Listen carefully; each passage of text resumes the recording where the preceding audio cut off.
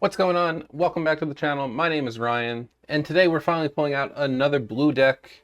It's been a while since we went back to this ink color. We've put together a ramp deck that is specifically here to benefit from all of our opponents playing that Daisy Duck. We've got a mostly character-based Ruby Sapphire character ramp deck, and I'm excited just to show you guys. Let me know what you think about it. As always, thanks everyone for all the support. We are quickly on our way to 1,000 subs. If you haven't already, check to see if you're subscribed to the channel. Once we get to 1,000 subs, we'll be giving away a D23 collector set. All you gotta do is head over to that video we posted on the channel and leave a comment. And now with that out of the way, let's get right into the deck list. So as you'll notice, we are going in with 58 characters, and that is just because there are so many Daisy Duck players out there in the world right now. We want to maximize our chances of getting that beneficial card draw, and if they happen to hit our other card, we have a way to deal with that as well. For our inkable total, we're going with 40 here, and then 20 uninkables. You'll see later in the deck, most of our uninkable cards are going to be at the higher end of the spectrum. Hopefully we can get some ramp to get there a little bit faster. That way, once we get to turn 5, every single card that we're pulling is going to be a big impact card. So starting off with the 1-drops, we're going to start off with the new card Basil, Practice Detective. It is a 2/1, but it has support in the 1-cost slot, meaning we can get this down on turn 1, and as long as we have a rush character on turn 2, we'll be able to hit for even more and take out that Daisy Duck if it quests. The other way that we're going to take out Daisy Duck is going to be with the Gaston Arrogant Hunter. He is a 4/2 with Reckless. Now, if we play this Gaston, it is going to be a little bit slower at answering the Daisy Duck, which is why we're mostly character-based, because I don't want to lose items, locations, or actions to Daisy questing 2 times. So if you end up with Gaston in your mulligan, it's actually not the end of the world, because we're going to be benefiting from the extra card draw from that Daisy questing, and we can still take it out in one go. Now, the preferred card to have in our starting hand is going to be the 2-cost Queen of Hearts, a 2/2 with Rush. This comboed with the Basil is going to make it a 4/2 when it attacks on turn 2, hopefully taking out that Daisy Duck or any other card that they've played and exerted. Now, because we need other ways to draw cards without relying on our opponent having just Daisy Duck, I am running 3 copies of Chicha. Chicha is also a support 2/1, so she can do the same thing as Basil, give that 2 attack power to another character on your side of the field, but she has the added benefit of during your turn, whenever you ink for the second time, you can actually draw another card, allowing us to get some card draw back anytime that we play something else from our hand as a second ink. This card's great at keeping your hand on the more full side, especially when we're using characters like the next one we'll talk about, which is Tipo, where when you play him, you take an extra card from your hand and put it into your inkwell. If you have Chicha on the field, it's not that big of a deal.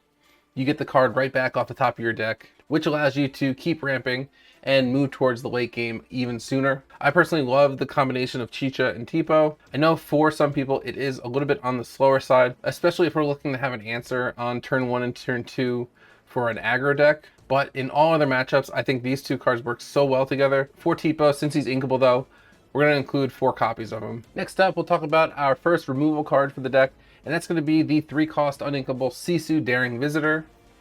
Not only is she evasive, so she can hit into like the Pascals when they're on the field, but also she has the ability, when you play her, you can banish a character of 1 strength or less. So then at the bare minimum, if we whiff on our opening 2 hands and there's a Daisy Duck still on the board, we can guaranteed get rid of it because we'll play Sisu, target the Daisy even if they have a bodyguard on the field, and get it off the board. We're going to run 3 copies of this because it is uninkable and we have other ways to deal with those 1 strength characters that are on the board, but we also are running the bigger Sisu towards the later half of the deck, meaning this also could be used as a potential shift target to get that out a little bit quicker. And then since we are looking to ink multiple times on a turn and get card draw with the Chicha, it only makes sense to include Belle, Strange but Special. Now you could either include 4 copies of this and bring your deck total up to 61, or put it right at 3 to get you a nice even 60. Belle has 2 abilities. The first one is when she's on the field, you actually are going to be able to ink an additional time, meaning as long as you have cards in your hand, you'll be able to keep inking and then keep drawing because of Chicha. And once you reach 10 ink or more, you'll actually be able to quest for 5 with Belle, making her a great mid-game character, but also one of the best late-game characters if you can get her on the board and have her stick there. Because we do need a little bit more card draw in this deck, also going to be running the 4-cost Grammatala. When you play this character, look at the top 2 cards of your deck. You may put one in your hand, one at the bottom of your deck. This will just help us keep up with the card draw, but also filter out the cards that we don't need currently in the deck. Like, let's say we pull one of our big uninkables very early on when playing this Grammatala. We can put that to the bottom of the deck, not have to worry about it, and then we have a way to go find it later because we are running the new Merlin card, so it's not the end of the world when we put things on the bottom of our deck. And then speaking of Merlin, we do need to run a Merlin for this deck to work. So we've chosen Merlin back from Bermuda. We don't have any characters named Arthur in the deck, although you could include the 1-cost Reckless Arthur that's in Ruby, but this is just a great character to get on the board as a shift target. It also quests for 2, which is not bad to just use in a pinch. Coming in at the 5-cost slot, we've got the always useful Maui Hero to All with Rush and Reckless. Maui's going to be able to take out any big blockers that our opponents has, as well as put a lot of damage onto locations. And being inkable, you can usually run 3 or 4 copies. We're running 3 in this version of the deck. Alright, and then now next up, one of the new cards with Shimmering Skies that we've actually chosen to include over the Mickey Mouse that does the same exact ability. It's going to be Donald Duck, Focused Flatfoot. When you play this character, you can take the top card from your deck and put it into your ink while exerted. The biggest difference with Donald is he's going to quest for 2, and he has a little bit more meatier stat line, meaning he's going to be a little bit harder for people to get off the board, while also questing for more every single turn. Since we're playing Tipo at the 2 cost, we'll be able to get up to 5 ink pretty quickly, meaning Mickey might not have been the best play anyway, but if you don't like this style of play, you could always take out Donald, switch it out for Mickey. One of the best parts about Donald though is he is inkable, so if we've already ramped effectively, you could always just use him as ink. So if we've already gotten like our Bell onto the field and we have that ramp engine already in place, you can just ink him, whereas if we had Mickey, you wouldn't be able to ink him, you'd have to play him to get his benefit. So that's one plus I see for Donald versus Mickey, but I think this character in particular is whatever feels better to you. Alright, and now on to the 6-cost slot. It's going to be the uninkable Madame Medusa. When you play this character, banish chosen opposing character with 3 strength or less. This will allow us to take out most of the early game targets that our opponent is looking to have on the board. It also hits big targets like the Bell that we have, as well as if there's a Hiram Flaverjam on the other side of the board, it can get rid of any aggro character that has that low strength. And as long as the character doesn't have ward, we should be able to use this and get something off the board when we play it. Alright, and then next up we have the 6-cost Gaston, Intellectual Powerhouse. When you play this character, look at the top 3 cards of your deck. You may put 1 in your hand and the rest to the bottom of your deck in any order. He quests for 3 and he's a 4/4. But more importantly, he's also a shift character, meaning that if the Gaston from earlier has done its job, Daisy's off the board, or a low strength character that he's taken out is off the board, you can shift this Gaston right on top of him, and now we have a 3 questing character very early in the game, as well as getting the benefit of sifting through our deck and getting a card that we need in our hand and the rest to the bottom. Also at 6 cost, it's going to be the new Cusco Selfish Emperor card. This is our way to get rid of items and locations. It's going to put it into our opponent's inkwell face down and exerted, so they do get a little bit added benefit from this. But if we're able to target, let's say against like a Sapphire player, a Lucky Dime with Kuso, that actually completely removes it from play, meaning that the Tamatoa discard engine won't be able to pull it back, and it puts us in a really good spot. It also has a secondary ability, pay 4 ink, and your characters gain resist +1 till the start of the next turn. This gives it almost like a sort of Cogsworth feel, but it is kind of expensive with the 4 ink. But if we have a lot of ink and nothing to use it on, it's a pretty good ability just to activate and end our turn with. Alright, and now we talked about this earlier, but we are running the brand new Merlin, Intellectual Visionary. He is a 6-cost uninkable with that shift 5, and when you shift to play him, you can search your deck for any card, put it in your hand, and then shuffle your deck. So this is why we don't really care about putting those cards to the bottom of the deck, because we'll be able to go and find them whenever we want if we can shift this Merlin onto our other Merlin. The main use of this card is actually going to be to go and fetch our Lucky Dime to get into a game-winning scenario. So ideally, you're going to put that Lucky Dime to the bottom of your deck very early in the game, so it's safe from things like Whole New World, or if you're playing against Emerald and their discard, you can keep it at the bottom of your deck, and then with Merlin, pull it to your hand, allowing you to close out a game on your terms and whenever you want. And now moving on to our most expensive characters, starting out with the 7th cost Hades. When you play him, you can put an opposing character in their inkwell face down. This allows us to get a big threat off the board. Maybe your opponents played the big Mufasa card and you wanted to get it out of the way before they quest with it. Or maybe you're playing against a purple character that's been bouncing goats left and right.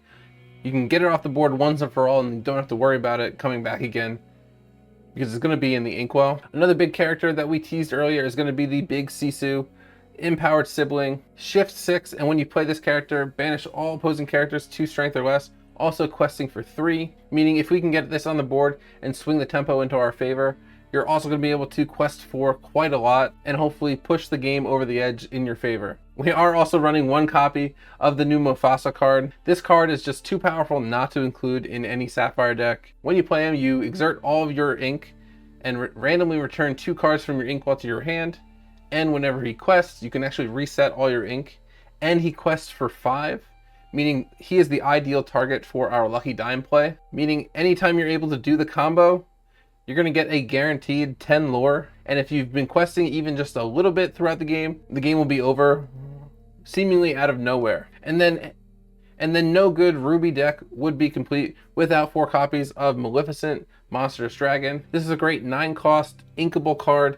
You can banish any character once you play it, except if they have ward, and questing for 2 and a massive body 7/5. Getting this card at the end of the game is going to be huge for securing games, getting powerful cards off the field, and if we can use Mufasa to reset our ink, playing 9 ink in one go won't be the end of the world, because we'll have all that ink again on the same turn to use in another way. All right, and then we are including 2 copies of Lucky Dime.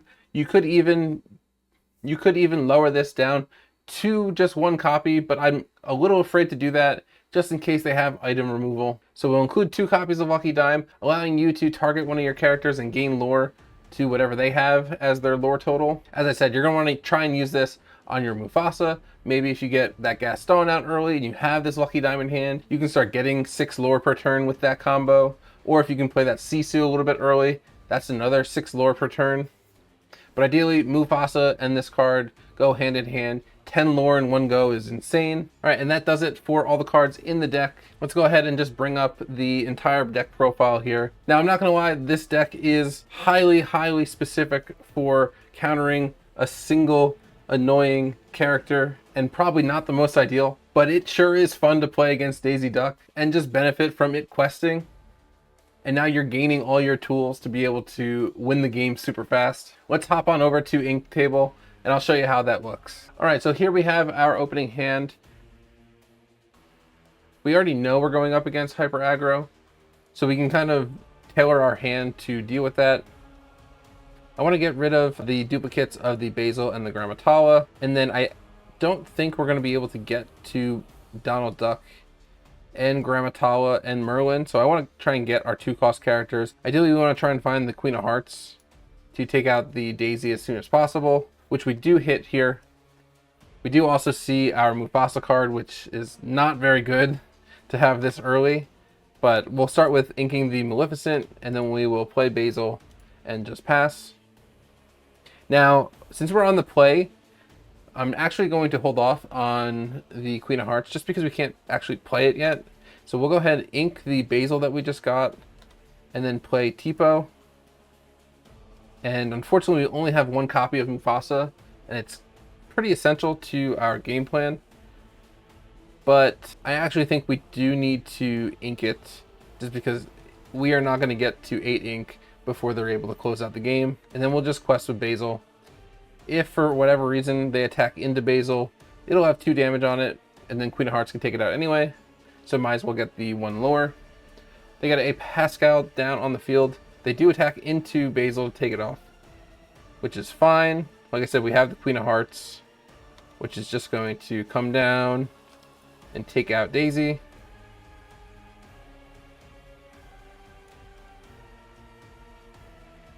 And then let's go ahead and let's ink Cusco, and we'll just quest for now. And we'll pass. I really would like to see the Chicha so that we're able to get some of our card draw back. That's the one bad thing about taking out Daisy in this matchup, is Now we've kind of given up our way of getting cards back. We won't be able to attack the Pascal because he's evasive. Okay, and we hit a Donald Duck, meaning we can ink the Merlin, play the Donald, get that extra card into the Inkwell, and then just quest again with Tipo, and we'll pass. They play Gathering Knowledge, they gain 2 lore, and then I think it's just going to be a bunch of questing here. Okay, so they've completely emptied their hand. They should be, yep, they should be getting rid of those Churnabogs to draw additional cards. And now we have access to a Hades card, which I'm not going to play. I could just ink the bell and play it, but I don't think we're in danger of losing quite yet. So we can take Tipo and get rid of a Churnabog. And we'll get rid of the Magic Broom with Donald. And then we will play the bell.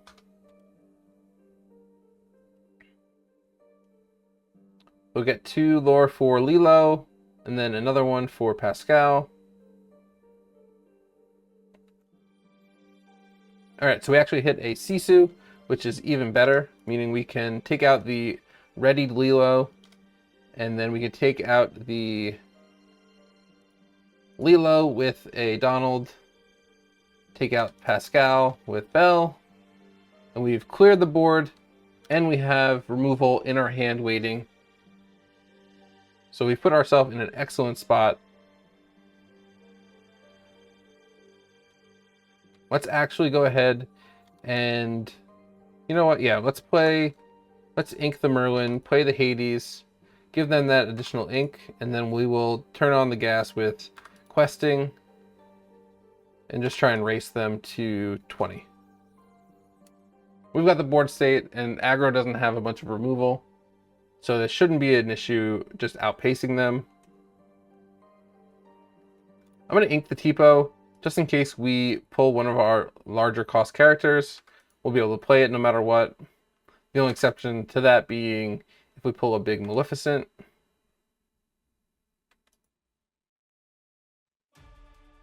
But inking that Tipo allows us to still even just swing the Sisu into Maleficent and play the big one if we needed to. So we actually get a lucky dime here, which we can go ahead and play. I will swing that Sisu into Maleficent, giving them the extra card draw, and then we will just continue to quest. Unfortunately, I don't think we're going to get to 10 for Bell, but we should be able to still close this out next turn. Hades is going to quest for 2, and we have the lucky dime if we needed it, but I don't even think we need that in this game. We get a Basil off of the Chromacron. And yeah, we'll just close out the game questing with Hades. And that one was pretty good from the play. Let's do another game from the draw and see if we can still beat this aggro deck. Alright, so we just got our hand dealt, and we are on the draw this time. So we want to keep the Gaston. We will remove all of our big cost uninkable cards and get rid of that Maleficent as well. I want to get rid of the Donald and the Maui just because I need ramp in order to get to the spot to play them before aggro just wins the game. So we'll just keep the Gaston and we'll see what we get back. Okay, we didn't hit any 1-drops, which is very unfortunate, but it looks like they also don't have a Daisy. We'll go ahead and we'll ink one of the Merlin cards and we'll just pass it back. So we have no ramp. We've got no removal, but we can play the Gaston and then we'll take out the Wendy next turn. We do get some ramp in form of Tipo. We'll ink the Maui and we'll play Gaston. And then next turn we can start to ramp and hopefully catch back up. I don't think they're going to get too far ahead. They're only going to quest here with Wendy, and they play a Daisy as well. But hopefully we can benefit from Daisy, getting additional cards per turn. We get another Tipo, which this will allow us to ink our Merlin. We will challenge Gaston into Wendy. And then we're going to play one of our Tipos and get rid of the Hades, and we'll pass it. Now next turn, I'm probably going to end up playing the Bell, just because we have all this ink in our hand. It might be the best way to ramp for us.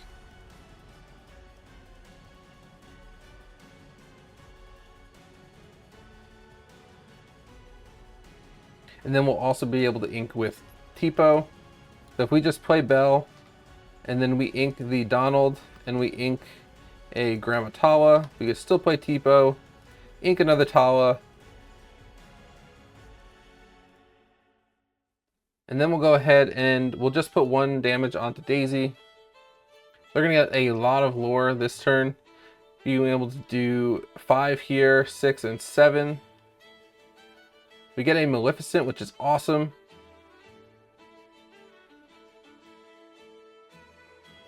If we get 1 more ink, we'll be able to play that Maleficent.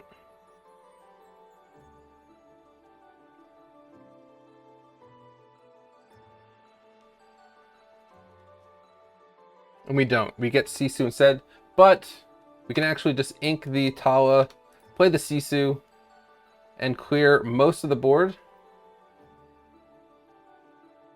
And now we're just going to quest with Tipo and with Bell. And next turn we can get rid of the Sven, either because it's exerted and we can challenge into it, or we can play Maleficent and get rid of it.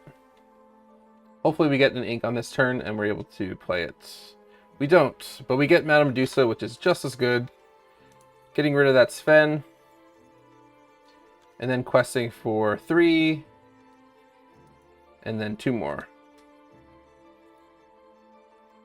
Alright, so they're getting pretty close to 20 now. They get 2 there from Pascal, or from Donald giving it to Pascal. We finally hit our ink, so we're able to ink the Maui and play Maleficent. I'll get rid of the Donald, and then we will challenge into Pascal with Tipo, and then quest everyone else. And then as long as they don't have gathering knowledge, we should be able to close the game out. They pass it right back to us. We're going to ink the Cusco so that we can quest with Bell, getting us up to 17, quest with Sisu, and closing out the game. Definitely a lot more stressful playing on the draw against aggro, but that's kind of what hyper aggro is meant to do, is to put the pedal to the metal.